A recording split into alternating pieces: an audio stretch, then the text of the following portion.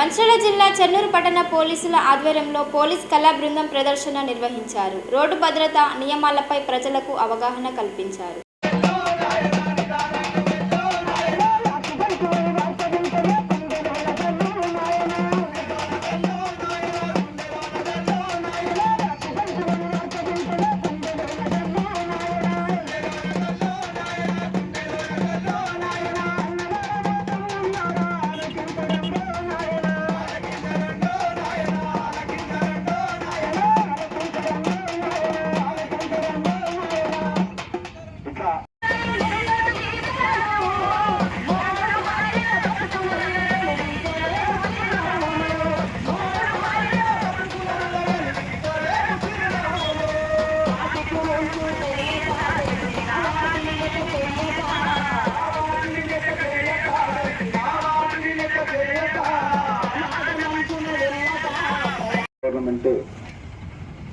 ఈ యొక్క సంస్కృతి శాఖ తెలంగాణ సంస్కృతి శాఖ తరఫు నుంచి మన చెన్నూరు పట్టణానికి వచ్చినటువంటి ఈ యొక్క బృందానికి అందరికీ ప్రత్యేకంగా కృతజ్ఞతలు తెలుపుకుంటున్నాం.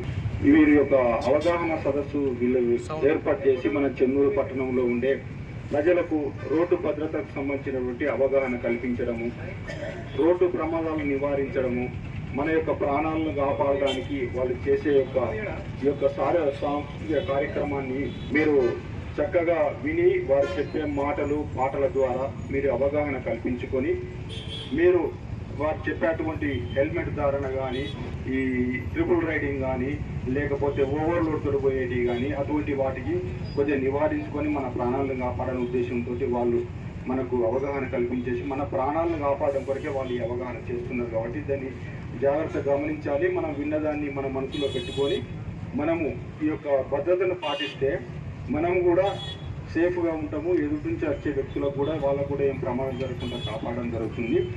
దీంట్లో భాగంగానే మా పోలీస్ శాఖ తరఫు నుంచి కూడా మా గౌరవ సిపి గారి ఆధ్వర్యంలో మేము ఈ మాసోత్సవ సందర్భంగా రామగుండం కమిషనరేట్ పరిధిలో మేము కూడా 5K రన్ తోటి ఈ యొక్క మాసోత్సవాలు అనేది ప్రారంభించడం జరిగింది. దాంట్లో భాగంగానే మా పోలీస్ స్టేషన్ల తరఫు నుంచి కూడా మేము స్కూళ్ళల్లో ప్లస్ ఆటో డ్రైవర్స్ తోటి, లారీ వాళ్ళ అసోసియేషన్లతో కూడా మేము కూడా అవగాహన కల్పించడం జరుగుతుంది. పత్రికలలో మీడియా ద్వారా కూడా మేము అందరికీ అవగాహన కల్పించడం జరుగుతుంది. దాంట్లో ఇప్పుడు మీరు కూడా ఈ యొక్క మా పోలీసు తరఫు నుంచి కూడా మేము విజ్ఞప్తి చేసేది ఏంటంటే, మేము మీ యొక్క మిమ్మల్ని ఇబ్బంది పెట్టడానికో మిమ్మల్ని ఏదో హరాస్మెంట్ చేయడానికో మేము ఫైన్ వేయడం కానీ ఏదైనా చేయడం కాదు. ఎందుకంటే మీకు హెల్మెట్ ఉంటే కింద పడ్డా కూడా ఏం చేసినా కూడా హెల్మెట్ ఫైన్ వేస్తున్నాం అంటే మేము మీ యొక్క ప్రాణాలను దృష్టిలో పెట్టుకొని వేయడానికి కొరకే మేము చేస్తున్న పని అది. మీ యొక్క సేఫ్టీ కొరకు దృష్టిలో పెట్టుకొని మేము చేస్తున్నాం. దాన్ని మీరు పాజిటివ్గా తీసుకొని మా పోలీసు కూడా మీరు కోఆపరేట్ చేయాలి. అలాగే వచ్చింది ఇప్పుడు ఆటోలలో చాలా మందిని మేము వెహికల్ చెకింగ్ చేసేటప్పుడు చూస్తూ ఉంటాం. ఆటోల పరిమితికి మించి అంటే దానికి మన కెపాసిటీ ఆటోకు 6 or 7 ఉంటుంది. దాంట్లో 20 మందిని 15 మందిని పెట్టుకొని తీసుకొని పోతా అంటారు. ఎందుకంటే డ్రైవర్ ముందట ఒకటే డ్రైవర్ సీట్లో డ్రైవరే కూర్చోవాలి. పక్క వంటి అటో ఇద్దరు పెట్టుకొని పోతా అంటే డ్రైవర్ నడపడానికి కూడా ప్రాబ్లం అయిపోతే వాళ్ళు కొంచెం నడపరాకుండా కొంచెం ఇట్లా అన్నదంటే అందులో ఉన్న 10-15 మంది చనిపోయే ప్రమాదం ఉంటుంది.